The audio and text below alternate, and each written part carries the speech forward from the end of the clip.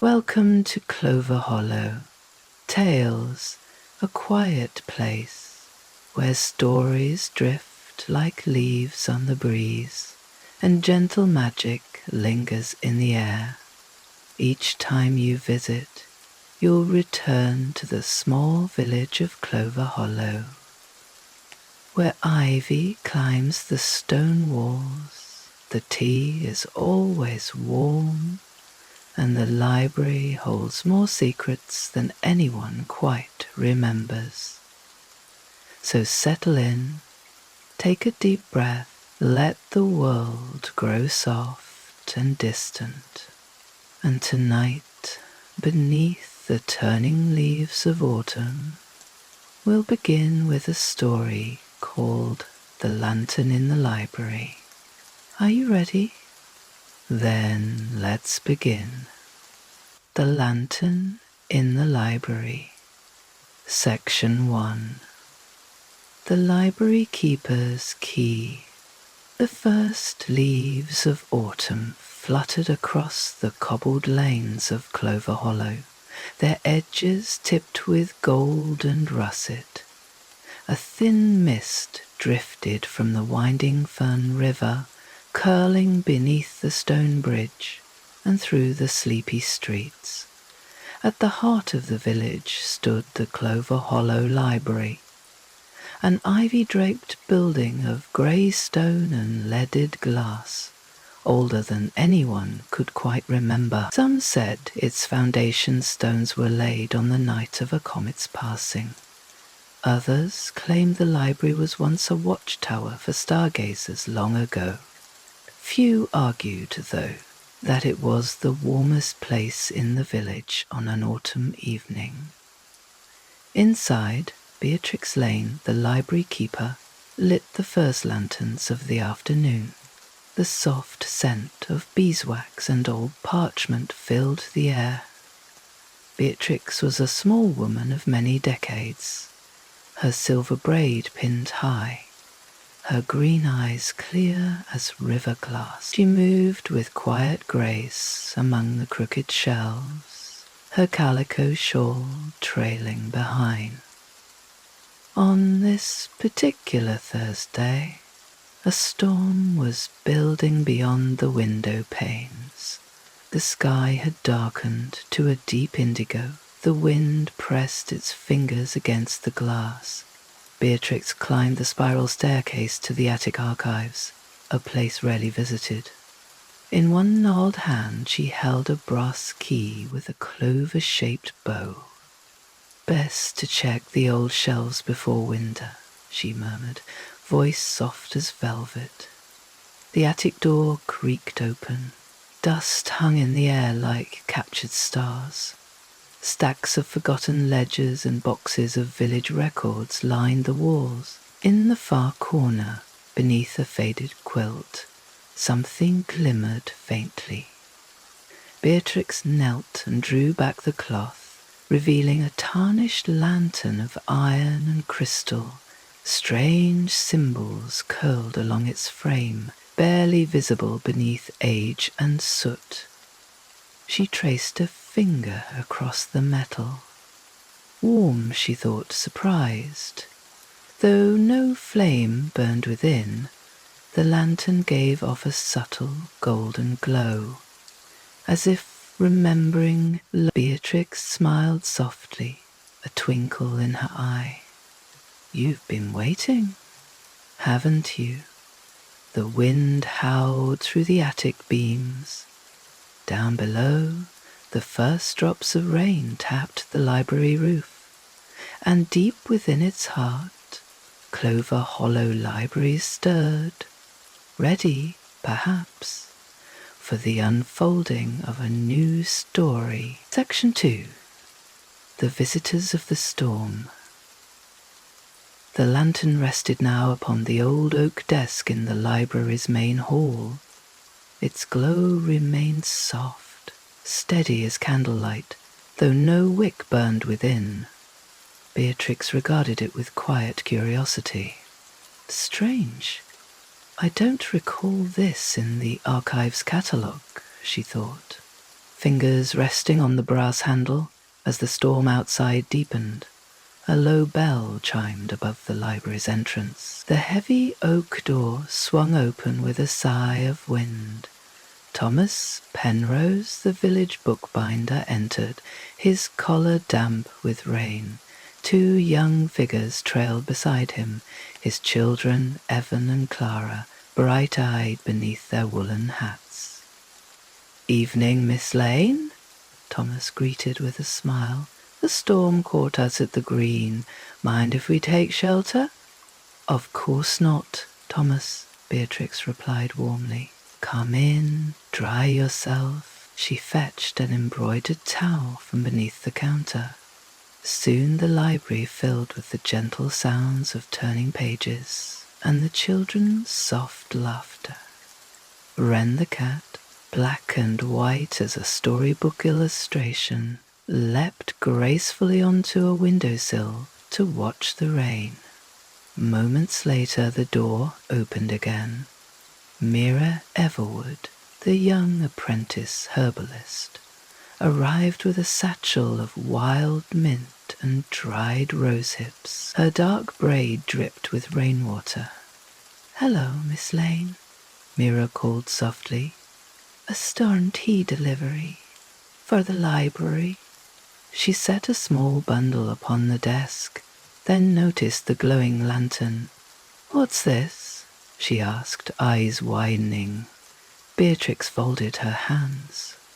"An old attic treasure, awakened perhaps?" The girl leaned closer. "It feels warm, almost like it's listening." Beatrix smiled, unsurprised by Mira's intuition. Reaching beneath the desk, she withdrew a thick, leather-bound volume. The library ledger of oddments and curiosities, known to few outside Clover Hollow's older families. She turned its ancient pages slowly. A flicker of script caught her eye. Half faded, shimmering faintly, the lantern of whispers, a vessel of listening light, burns for those who seek and for those whose voices wish to be heard. Beatrix closed the book softly.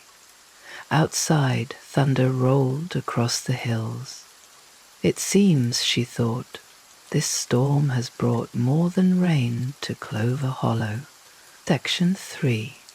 The lantern listens outside. Rain danced in silver ribbons across the window panes. Within the library, soft pools of lantern light spread across worn rugs and crooked bookshelves. A kettle hissed gently behind the counter. Beatrix prepared storm tea, a blend of mint, rosehip, chamomile, and wild honey. The fragrance filled the air like a spell of calm. Thomas Penrose settled by the hearth with his children. Mira unpacked her sketchbook. Wren the cat curled beside her. The lantern of whispers glowed softly atop the desk, its light pulsing faintly, almost like breath. Beatrix watched it from the corner of her eye. "A listening lantern," she murmured. "But what does it seek to hear?" Before she could ponder further, the library door creaked open once more. A tall figure stepped inside, cloaked in sea-worn wool. His hair was white as driftwood, his blue eyes bright beneath bushy brows. Arthur Quill, once a captain of distant waters, now the village's most beloved storyteller. "Good evening, friends," he called in his rich, weathered voice. "A fine night for tales, I'd say." Beatrix smiled warmly. "Welcome, Arthur. You've arrived at just the right time." He shook rain from his cloak and approached the glowing lantern. "Well now," he said softly, eyes twinkling, I've not seen this old beauty in many a year." Beatrix tilted her head. "You know of it?" Arthur nodded. "Aye, we called it the Lantern of Whispers in my youth, said to awaken on nights when stories longed to be told or heard." He drew a worn chair near and settled in. The children clustered close. Mira leaned forward, sketchbook forgotten. Arthur glanced at the lantern. Its glow brightened subtly. "Shall I tell you a tale?" he asked. A chorus of eager voices replied. Arthur smiled, gaze flicking toward the lantern. "Then listen well, friends, for some say the lantern listens too." And so he began. A story of distant stars and lost ships, of sea-glass wishes and unseen currents that carried both sailors and dreams alike. As he spoke, the lantern's glow pulsed in time with his voice, soft, steady, almost alive. Beatrix watched with quiet wonder. What more, she thought, might this lantern yet reveal? Section 4. The lantern's answer, Arthur Quill's voice, wove through the library like a ship's wake through still waters. And so the sailor, guided by the stars and the longing in his heart, found the isle no map could chart, where whispers spoke in the rustle of leaves, and each stone held the memory of a wish long made. The children leaned forward, eyes wide. Mira's pencil lay forgotten beside her sketchbook. The lantern of whispers pulsed gently, its light rising and falling with Arthur's words. Beatrix, watching from her chair, felt a subtle shift in the air, a hush deeper than the storm beyond the windows. Even Wren the cat lay still, ears flicking toward the lantern. Arthur smiled faintly. Some say such isles exist in more than distant seas, sometimes in places as small as a library, or a hollow beneath the roots of an old tree. As his voice softened, the lantern's glow brightened, then dimmed, pulsed once, then held steady. A clear, soft chime rang within the glass. The room fell silent. Arthur sat back, folding his hands. "Well now," he murmured, eyes twinkling, "it would seem our listener approves." Thomas Penrose chuckled lowly. Though his gaze lingered on the lantern, Mira whispered, "It's as if it knows the story, or waits for another." Beatrix rose quietly, crossing to the desk. She laid a hand gently on the lantern's frame. Still warm, its inner light steady. "The ledgers spoke of voices and seekers," she said softly. "Perhaps it stirs not for tales alone, but for wishes unspoken." Arthur nodded. "That, Miss Lane, would match what I once heard, that the lantern listens best when the heart speaks true." Thunder rumbled softly beyond the stone walls. Beatrix looked around the circle of familiar faces, young and old, drawn together by warmth and words. "Perhaps tonight," she said, voice slow, "is a night for listening and for wishing." The lantern's glow deepened to a rich, steady gold, and in that moment beneath the rising storm, the heart of Clover Hollow Library seemed to listen to. Section 5. Wishes in the Light. The storm pressed on outside, wind swirling through the narrow lanes of Clover Hollow. Rain drummed softly against the library's tall windows. Inside, The world was warm and golden. The shelves stood like watchful old friends. The fire crackled low. The lantern of whispers glowed steadily atop the oak desk, inviting, patient. Beatrix looked around the small gathered circle. "If the lantern listens for wishes," she said softly, "perhaps we might offer a few, small ones, true ones." Arthur Quill leaned forward, elbows on knees. "A fine notion, Miss Lane." Young Evan Penrose spoke first, voice shy but clear. "I wish for Papa to have more time to read us stories." Thomas smiled, tousling his son's hair. The lantern pulsed once, a soft golden ring spreading through the glass. Next came Clara Penrose. "I wish for a kitten," she whispered, eyes bright. The lantern glowed gently, steady and warm. Mira Everwood hesitated, then spoke.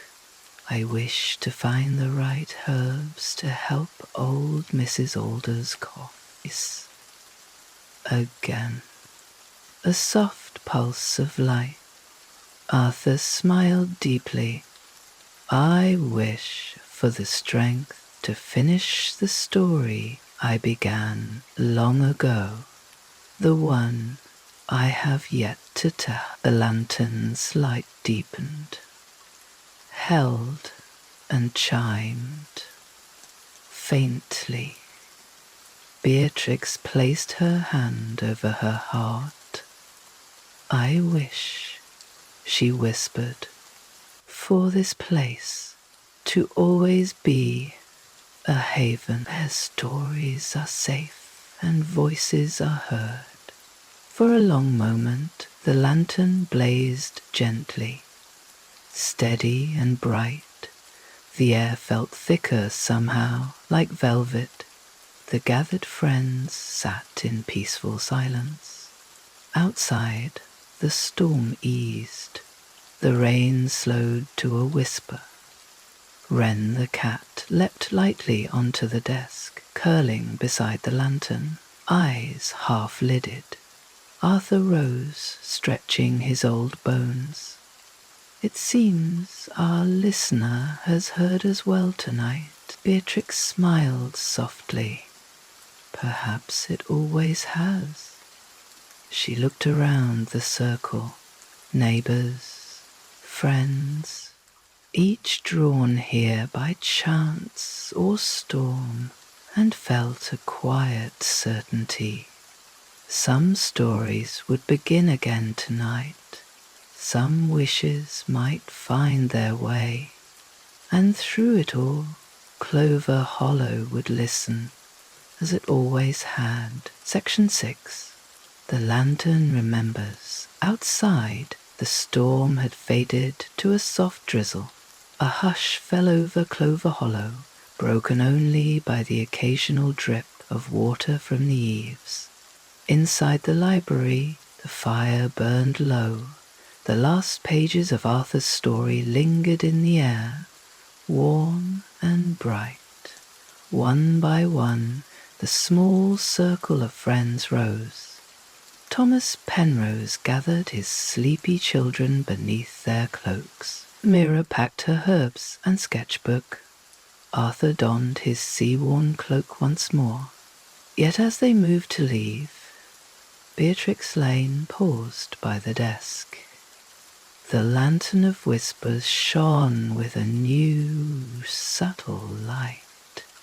Within its glass panels, faint symbols now shimmered, small shifting shapes that danced just out of focus. She leaned closer. Clover leaves, a small kitten, a sprig of thyme, a worn quill, tiny icons like the echoes of the wishes spoken that night. Arthur approached beside her. "Aye," he said softly, "it remembers." Beatrix glanced up. You've seen this before? Arthur nodded. Once, long ago. The lantern does not merely listen, it carries. It holds the heart of what was wished. He smiled. Some say when the time is right, it will return those wishes in ways unseen. Beatrix rested her hand lightly on the lantern's warm frame. Then we are its keepers now. Arthur inclined his head. Keepers of light and hope, an old and worthy task. Wren the cat purred softly beside them. Thomas approached. Thank you, Miss Lane, for the shelter and the stories. Beatrix smiled. You are always welcome. One by one they stepped out into the rain-washed night. Lanterns gleamed in puddles. The scent of wet earth filled the air. Beatrix watched them go, her heart full. Then, turning back to the library's quiet glow, she whispered, Good night, little lantern. We'll listen well, you and I. The lantern pulsed once, soft as a heartbeat, and deep within the stone and ivy walls of Clover Hollow Library, a new story had begun. Section 7. A morning of quiet signs. Morning dawned clear and cool over Clover Hollow. The storm had scrubbed the sky to a pale blue. The river winding fern ran swift and bright beneath the stone bridge. Here and there, villagers swept rain-slicked leaves from doorsteps. Ivy-green shutters gleamed freshly washed. Overhead, sparrows darted between the chimneys, calling sharp and sweet. Within the Clover Hollow Library, Beatrix Lane moved quietly through the sun-dappled space. The fire had burned down to a nest of embers. Wren the cat stretched luxuriously across a windowsill. One eye cracked open to watch the light, and upon the oak desk the lantern of whispers still glowed, faint and steady now. Its golden light was softer by day, yet the tiny symbols remained within the glass, gentle impressions of the wishes spoken the night before. Beatrix ran her fingers lightly across the lantern's frame. Good morning to you, she whispered. I wonder what you'll teach us yet. A soft chime answered, barely a breath of sound. She smiled and turned to her ledgers. Shortly after mid-morning, the bell above the door chimed again. Mira Everwood entered, cheeks pink from the crisp air. A basket hung from her arm, lined with sprigs of wild mint, violet leaves and tiny clover flowers. Good morning, Miss Lane, she greeted. I brought a little something. Beatrix looked up warmly. You've been gathering early? Mira nodded. I couldn't sleep much after last night. My mind kept turning to the lantern and the wishes. She set the basket gently upon the desk. Beatrix poured them both tea, elderflower and honey, and they sat by the glowing lantern. Elderflower and honey. And they sat by the clover patch near the river this morning. In the heart of it, a single 5-leaf clover. She drew it carefully from her satchel, pressed between paper. Beatrix raised her brow in surprise. A rare thing. Mira glanced toward the lantern. Do you think it's connected? The lantern pulsed once, faint and golden. They sat in silence, listening to the hush of the library. Outside, the village stirred into life. The clock in the green chimed the hour. Inside, beneath ivy-clad stone and books well-loved, a quiet sense of wonder grew. and in the heart of the lantern, the wishes of Clover Hollow waited, patient as always. Section 8. The Map and the Mark.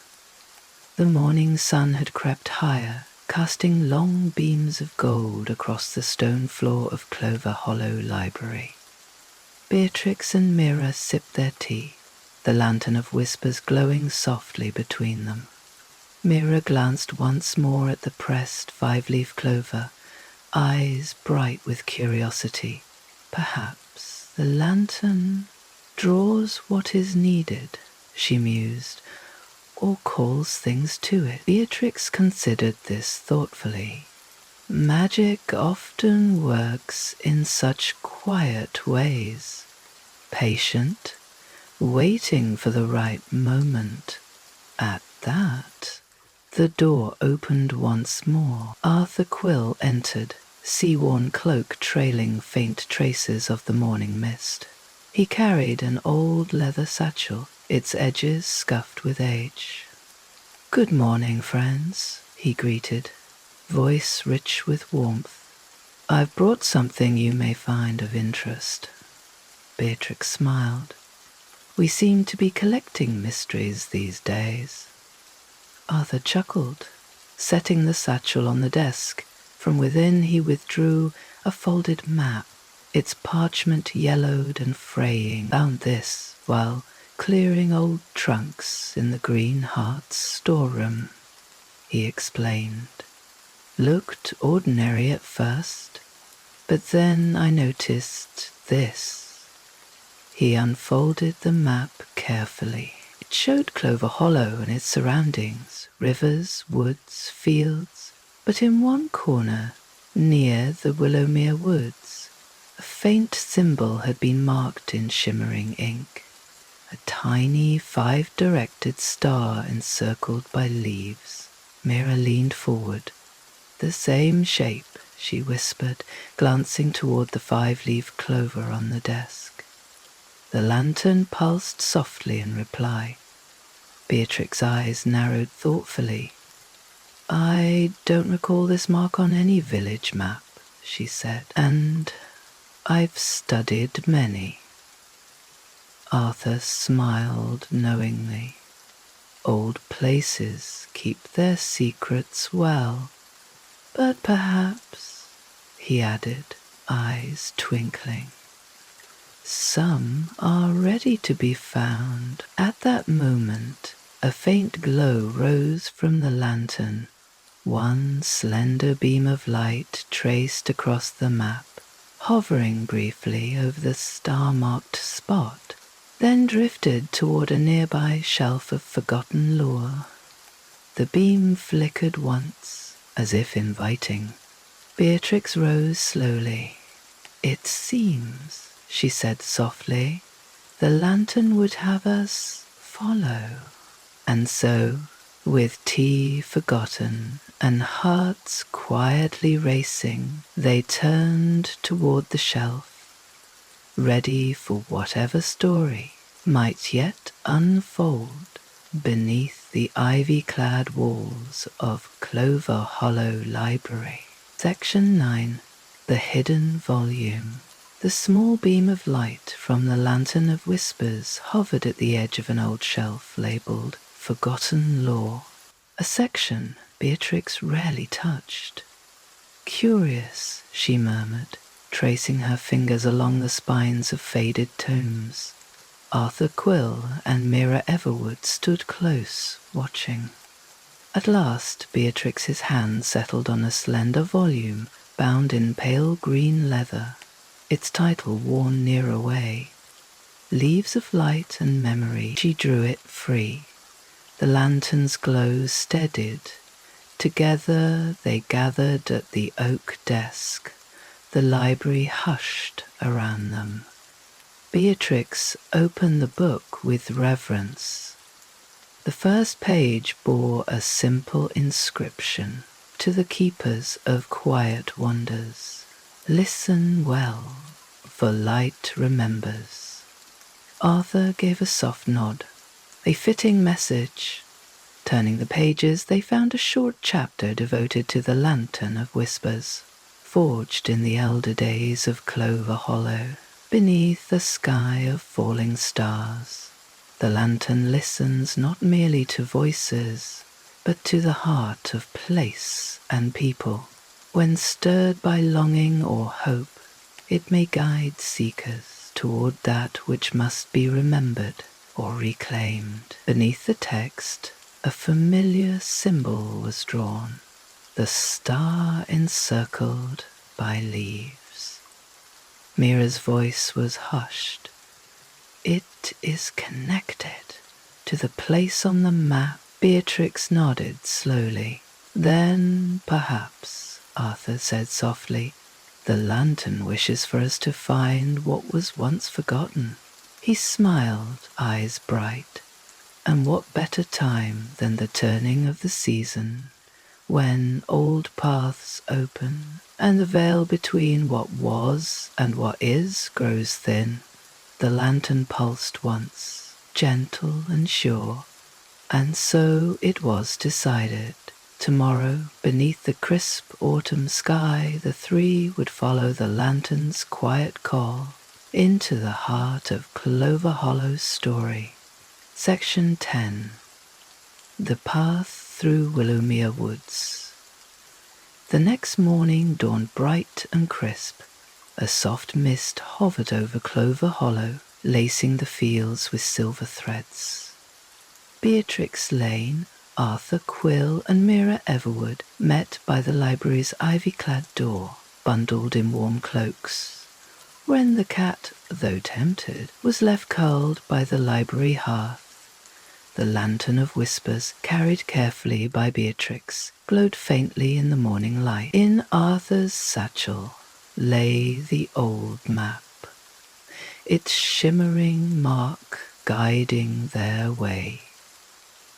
They crossed the green beneath trees, heavy with amber and crimson leaves, boots crunching on the damp earth. Villagers glanced curiously at the little party, nodding in greeting. Though no words passed, all sensed that some small wonder was afoot.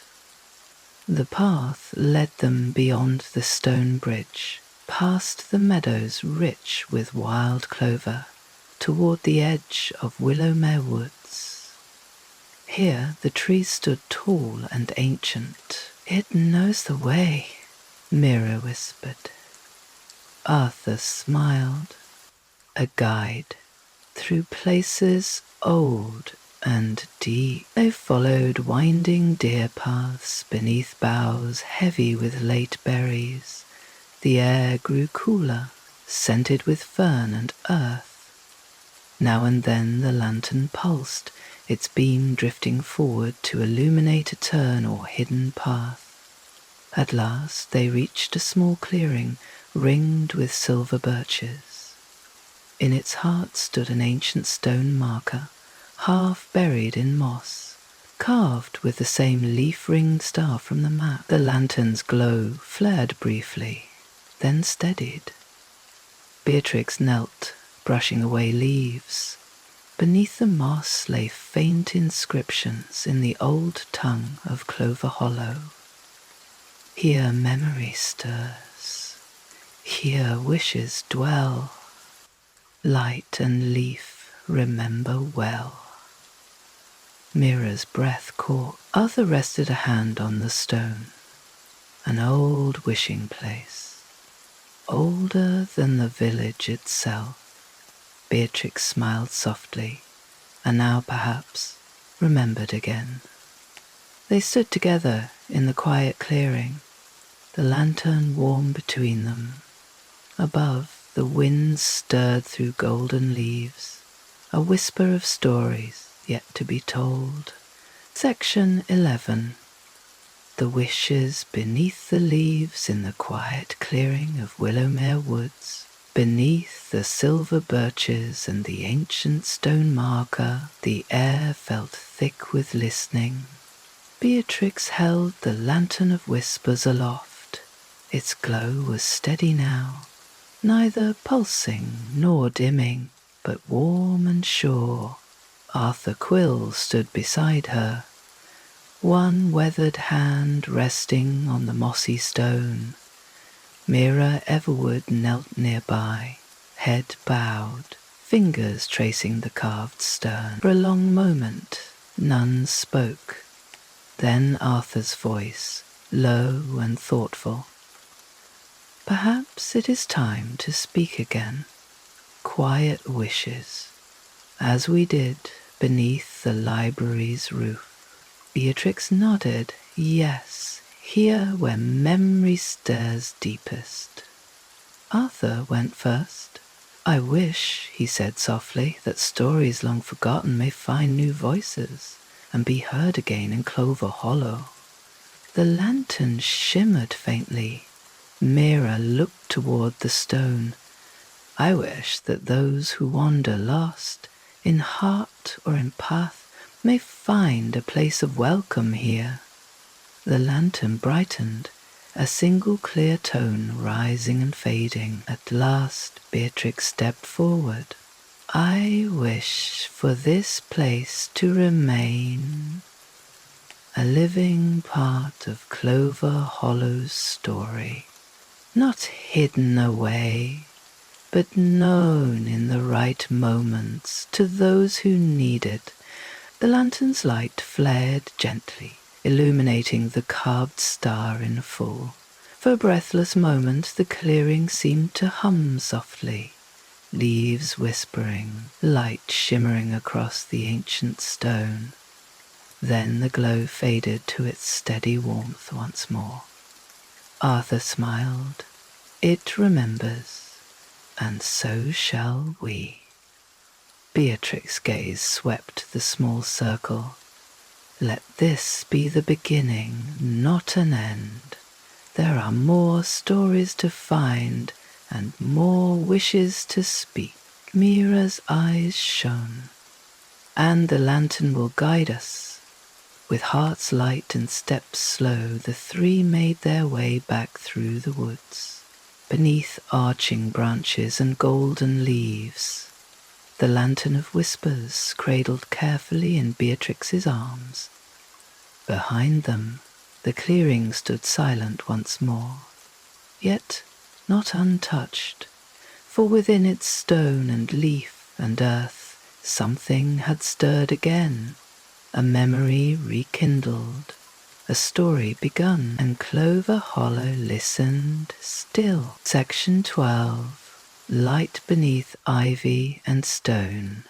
The path back through Willowmere Woods was hushed and golden. Beatrix Lane, Arthur Quill, and Mira Everwood walked slowly, the lantern of whispers glowing softly between them. Above, sunlight dappled the forest floor. A single sparrow sang a quiet song from high among the branches. As they reached the edge of the wood, the spires and chimneys of Clover Hollow came into view, smoke curling lazily into the crisp blue sky. Crossing the stone bridge, they passed villagers busy with autumn tasks. Bundles of firewood, baskets of late apples, strings of cranberry and holly hung for the coming season. Word of their small journey had begun to spread, as it does in every close-knit village. Thomas Penrose tipped his cap in greeting. Elsie Fenwick, the baker, waved from her shop window. Children whispered in curiosity as they passed. And through it all, the lantern of whispers glowed softly, its light now calm, content.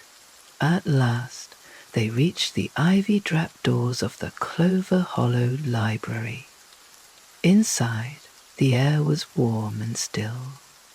Wren the cat blinked lazily from her perch atop a high shelf. Beatrix set the lantern upon the oak desk once more. Its glow flickered once, then settled, a quiet presence amid leather-bound tomes and honeyed light. Arthur unrolled the old map, smoothing it beside the lantern. The star-marked place had faded gently, its memory now carried within those who had stood beneath its leaves. Mira tucked her pressed five-leaf clover into the Leaves of Light and Memory book, a quiet token for future seekers. Arthur smiled, folding his hands.